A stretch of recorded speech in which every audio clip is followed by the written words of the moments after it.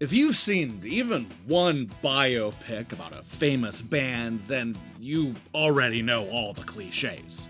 You've seen their early beginnings, that amazing moment when they hear their song on the radio, the rampant drug problems, and then the world-shattering concert that shows them at the height of their power.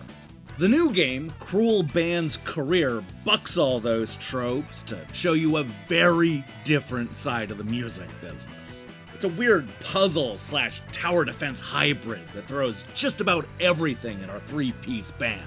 And by everything, I mean adoring fans, angry men, space aliens, ghosts, demonic ghouls, and even that scary little girl from The Ring. Ooh, now that is a recipe for a great music biopic.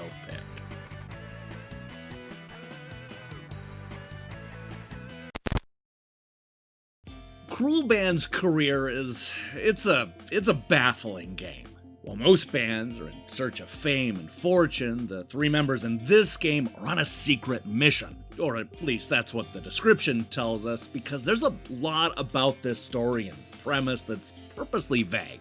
The idea is to rock out through a bunch of harrowing locations full of fans, foes, and yeah, even freaky monsters.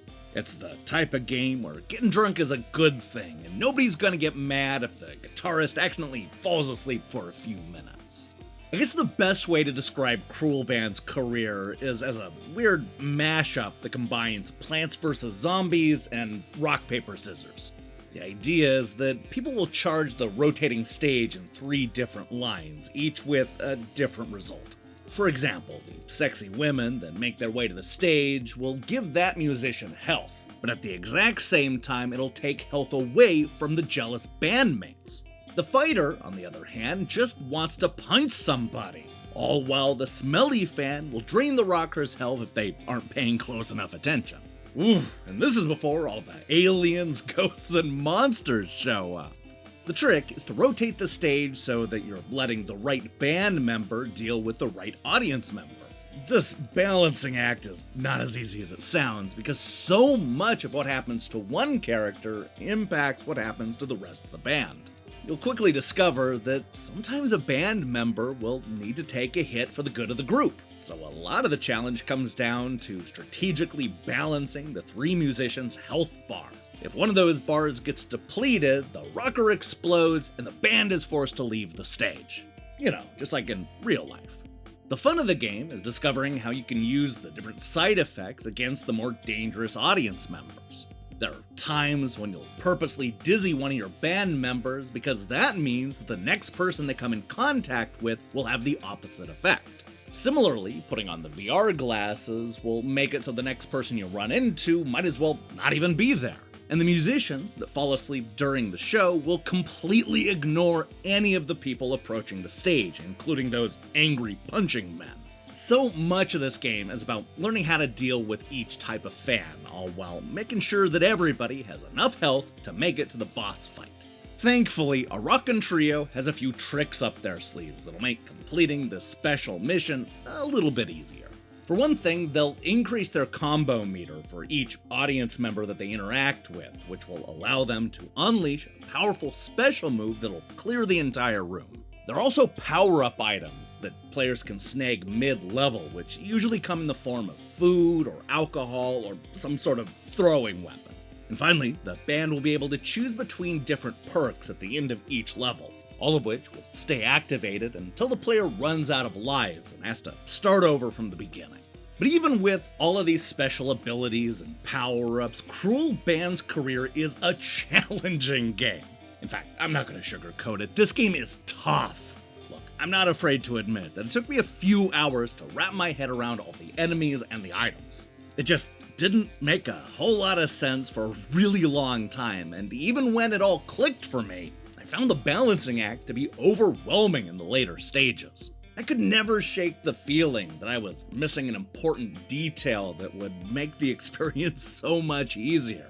It was like playing the guitar with 2 missing strings. Now, the problem I kept running into wasn't the difficulty, but rather the repetition. Because of the way the game is structured, every playthrough in Cruel Band's career has a bad habit of feeling the same. This isn't helped by the limited soundtrack. In fact, I found it a little disappointing that the music didn't play more of a role. The game spends so much time with the audience that the music is little more than an afterthought. On the other hand, I like the clean black and white look and the comic book influence. Even though there are only a few locations to play in, it's clear that the artist had a lot of fun coming up with new and creative audience members to populate each of the venues. The songs may not be very memorable, but I have a hunch that the enemy designs are gonna stick with me for years to come. Oh man, some of them are horrifying.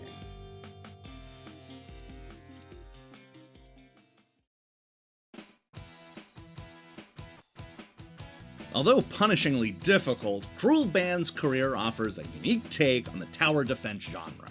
This weird and often baffling game is all about dealing with the audience members, no matter if they're friendly, angry, or demonic monsters. The result is an addictive and good-looking mix of Plants vs. Zombies and rock, paper, scissors, complete with crazy power-ups and epic boss fights. Sure, it's hard, and the music is an afterthought, but Cruel Band's career is so over the top that I can't help but recommend it.